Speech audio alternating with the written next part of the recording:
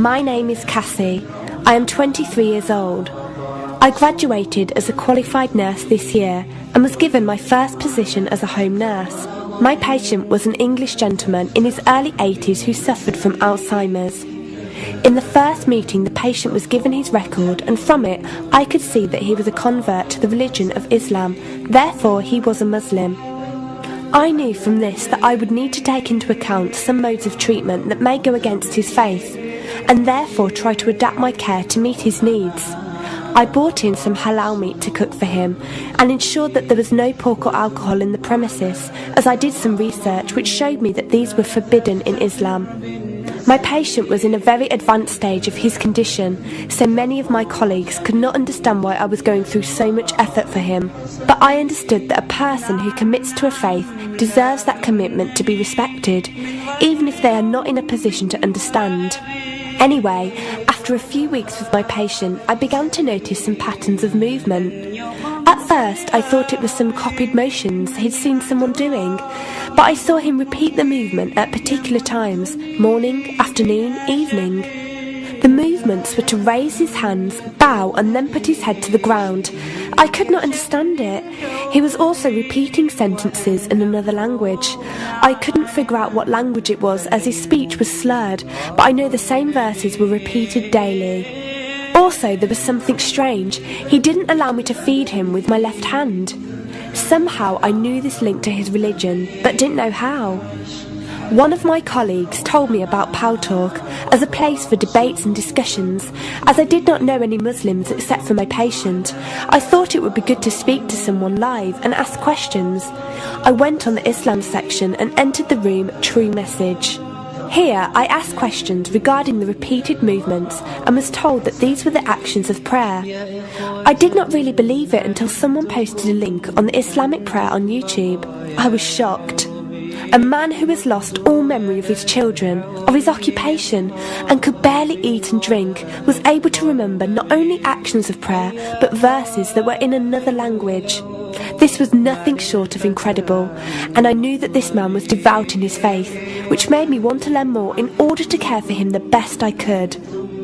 I came into the Paltalk room as often as I could, and was given a link to read the translation of the Quran and listen to it. The chapter of the bee gave me chills, and I repeated it several times a day. I saved a recording of the Quran on my iPod and gave it to my patient to listen to. He was smiling and crying, and in reading the translation I could see why. I applied what I gained from Paltalk to care for my patient, but gradually found myself coming to the room to find answers for myself. I never really took the time to look at my life. I never knew my father. My mother died when I was 3. Me and my brother were raised by our grandparents who died 4 years ago, so now it's just the two of us. But despite all this loss, I always thought I was happy, content. It was only after spending time with my patient that I felt like I was missing something. I was missing that sense of peace and tranquility my patient, even through suffering, felt. I wanted that sense of belonging and a part of something that he felt, even with no one around him. I was given a list of mosques in my area by a lady on Paltalk and went down to visit one. I watched the prayer and could not hold back my tears. I felt drawn to the mosque every day, and the imam and his wife would give me books and tapes to welcome any questions I had. Every question I asked at the mosque and on Paltalk was answered with such clarity and depth that could do nothing but accept them. I have never practiced a faith, but always believed that there was a God. I just did not know how to worship him. One evening I came onto Paltalk, and one of the speakers on the mic addressed me. He asked me if I have any questions. I said no. He asked if I was happy with the answers I was given. I said yes. He then asked what was stopping me accepting Islam. I could not answer. I went to the mosque to watch the dawn prayer. The imam asked me the same question. I could not answer. I then went to tend to my patient. I was feeding him, and as I looked into his eyes, I just realised he was brought to me for a reason, and the only thing stopping me from accepting was fear. Not fear in the sense of something bad, but fear of accepting something good and thinking that I was not worthy like this man. That afternoon I went to the mosque and asked the imam if I could say my declaration of faith, the Shahada. There is no God except Allah. Muhammad is Allah's messenger. He helped me through it and guided me through what I needed to do next. I cannot explain the feeling I felt when I said it. It was like someone woke me up from sleep and sees everything more clearly.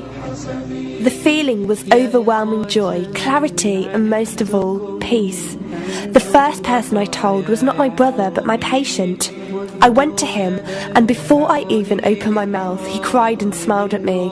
I broke down in front of him. I owed him so much. I came home and logged onto Paltalk and repeated the Shahada for the room. They all helped me so much, and even though I had never seen a single one of them, they felt closer to me than my own brother.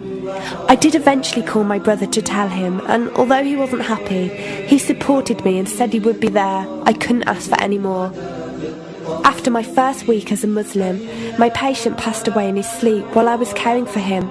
Inna lillahi wa inna ilaihi raji'un. He died a peaceful death, and I was the only person with him. He was like the father I never had, and he was my doorway to Islam. From the day of my Shahada to this very day, and for every day for as long as I live, I will pray that Allah shows mercy on him and grant him every good deed I perform in the tenfold. I loved him for the sake of Allah, and I pray each night to become an atom's weight of the Muslim he was.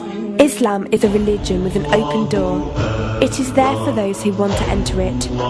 Verily, Allah is the most merciful, most kind.